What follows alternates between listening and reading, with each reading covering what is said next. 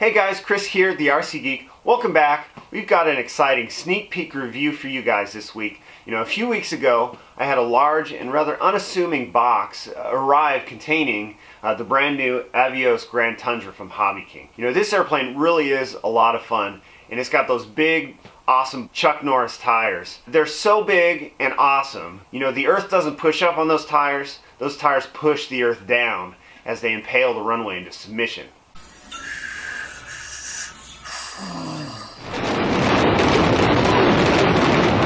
Now this airplane is ideal for some backwoods bush flying from an unimproved surface, and I had the perfect field in mind for this when it arrived. So let's show you guys how this bird goes together and give you the lowdown on how it flies. So let's go!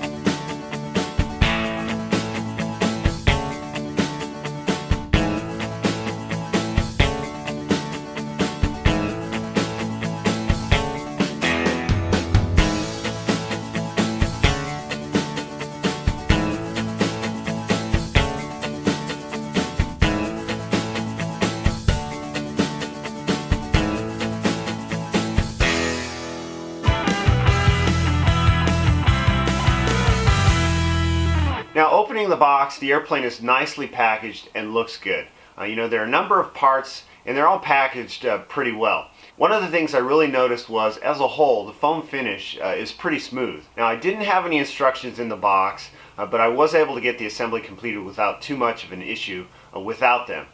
This was an earlier production sample, so I'm guessing that the instructions may have still been in work or something like that, or they may be a digital download once this releases. Now that said, I think it's worth talking through the assembly a bit in some detail. Now I attacked the assembly first by getting the landing gear onto the fuselage.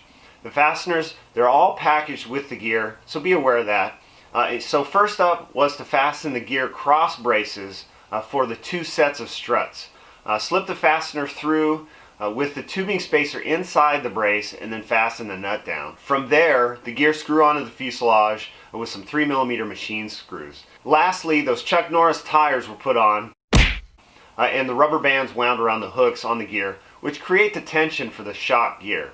I can tell you that shock absorption works really well at the field. Now, 2 rubber bands were used on each side. I will say that those big balloony tires are a nice soft foam rubber and really work nicely in rough surfaces, especially adding in the suspension from the struts. From there, it was on to the tails. The rudder was put on first by slipping it into place and then fastening it on through the bottom fastener hole. From there, the tail wheel assembly was installed using the supplied wood screws and then centering springs added. Now, finishing up the empennage, the horizontal tails were slipped into place over the spar and then fastened down. There are 7 screws total here for this. So 2 go at the root of the tail to fasten to the fuselage, 4 are used to fasten the support struts, and then the last one fastens the 2 elevator halves together. Finishing up the assembly, the wings are installed, slipping them over the carbon spars and then using the supplied machine screws to fasten it down. The wing support struts are all held in place using cotter pins. Note that you do have to screw the 2 wing braces together before putting them on the airplane. The cotter pins themselves, they were pretty tight at the fuselage junction, so you may need to use some needle nose pliers if you're having difficulty getting them on. Otherwise, that was the heart of the assembly. Now, to wrap it all up, the servos were connected and set up, the prop was installed, and then the final radio installation and CG was performed. Also, all of the vortex generators were added as well by putting them in place and then gluing them with some thin CA. These are there to intentionally turbulate the flow so you avoid getting any kind of laminar separation. So what you get then is an airplane with really good slow speed characteristics. So for the assembly, as you can see, it was a pretty simple setup and everything went together well. I did have a bunch of spare fasteners, so hopefully this thing holds up. Actually, the airplane is set up for optional floats and FPV, so I'm guessing that that's what those bits are for. The airplane is a great size and really takes up a lot of space on the bench, and it looks good doing so. There's no question looking at the airplane and how it's proportioned that it should fly really well. It definitely has a good bush plane look to it, and the color scheme is decent. Plus, it's got lights throughout, which is a nice feature. One thing that I should note is that the airplane comes with two propellers. It has a black 17.8 for 4S operations and then a white 16.8 for 6S operations. We flew both, and there are some differences for sure, but it flew great with either setup. In terms of the control surface setup, not having any instructions, I took a notional guess from the start and actually found those rates to be about perfect for my flying style. I always recommend setting up multiple rates, which allows you options during a maiden should any control axis be too sensitive or not enough. Then, once flown, you can tune in the rates to your desired feel in the air. The airplane is surprisingly aerobatic and does anything you would want to do with it. So, ironically enough, think 1 inch for your starting rates and then tune from there. These were my mid rates, and I didn't find reason to change them at all from the maiden. So for elevator, 1 inch each way with 5% expo. For aileron, 1 inch each way, 5% expo also. And then for rudder, again, 1 inch with 15% expo to desensitize the steering. And then for flaps, I had 1.5 inch max with no elevator mixing. You could potentially get more if you wanted to out of it. Now for the CG, I found that 60 millimeters as measured from the wing leading edge aft was about perfect, and this actually equates to where the forward wing brace pin is. So simply lift the airplane with your fingertips on that pin and look for the aircraft to be level or have a slight nose down attitude, and you're good to go. As you fly the airplane, you can look at moving the CG back if you like, as it was maybe a touch nose heavy there, but I really liked it at that location. For batteries, I'm using Roaring Top 35C 5800 mAh packs, both 4S and 6S. For the 4S pack, the battery ends up completely forward in the battery bay, as you can see, and then the 6S pack falls in a little further aft, as you can see here. With these packs, I have my timer set at 5.5 minutes, and I could probably fly for another 5 minutes easily if I wanted to, especially with the 4S setup.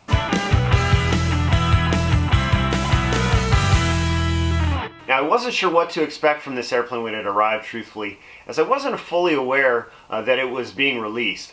But I tell you what, it's pretty darn awesome. As a whole, regardless of 6L or 4Cell, the airplane just flies great. The shock gear work great and really help on unimproved surfaces. It's extremely aerobatic and has great power. On 6Ls, man, the airplane is just ballistic. It'll get off the ground in no joke about 2 feet and climb straight up with pretty much unlimited vertical. It'll hover if you set it up right and do just about any kind of flying you can handle.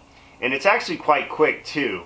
On 4Cells, the airplane has a much more scale-like power-to-weight ratio and flies more like a true Alaskan bush plane. It still gets off the ground in short order and has good vertical, just not the unlimited that you get on 6Ls. The interesting thing is, I definitely felt the weight difference between the two setups and actually preferred flying the airplane on 4Cells just a little bit more. It makes for a bit more of a challenge in the air, forcing some of that energy management.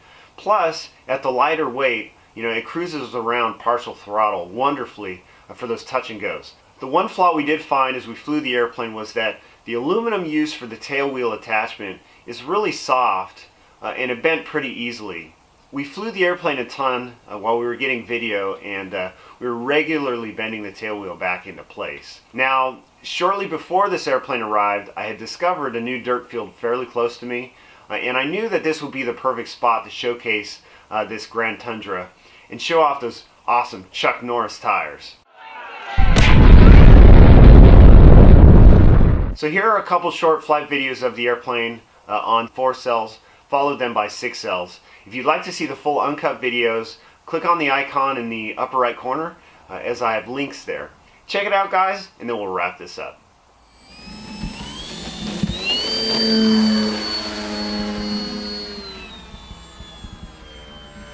Balance.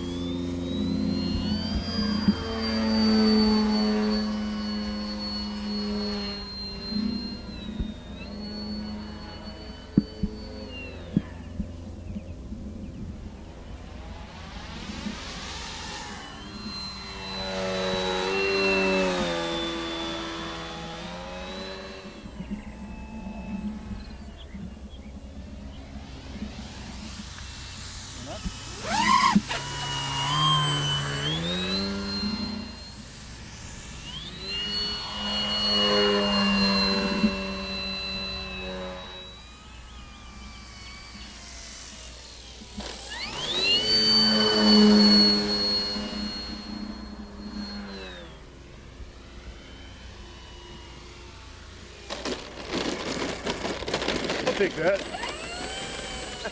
All right, we're out here. We're flying the Grand Tundra, and it's got the world famous Chuck Norris tires. Yeah, those are a nice feature. So we're out here at some undisclosed location, San Diego, California, and here's what we have to deal with. But you notice the tires on the Tundra, the Grand Tundra, stay perfectly clean. Perfect. It's like we've stepped in the world's largest Duke. It's nasty. But having a good time. Yes, we are. How's it fly? Awesome. It's got lots of power. 6 cells. It's like a rocket. Goes straight up until space. It does all the snap rolls and all the things you need to do as a bush pilot. So obviously. Yeah. All right, we're gonna get some more flying in. Yeah, I want to do some touch and goes. Touch and goes. Cool.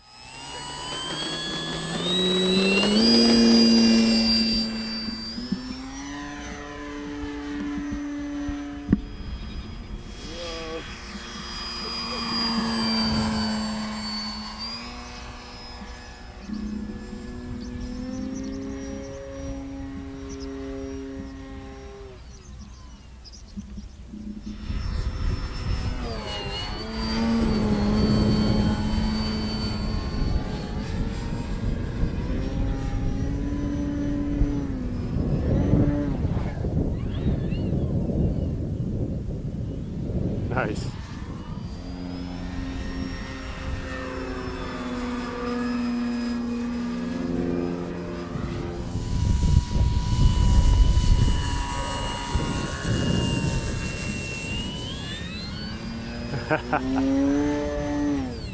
Nice.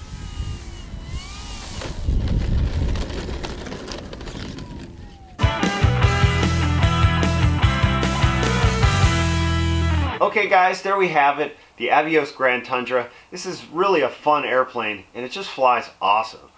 It'll be fun to see what you guys do on the FPV side too, as there's hardware and a canopy hatch that allows you to set all of that up. It's nice to have options on the power system too. This allows you to really tailor your flying experience, whether you want a more kind of 3D experience or something powered more like a scale airplane. So at the end of the day, this airplane looks good, flies good, and I think is Chuck Norris approved.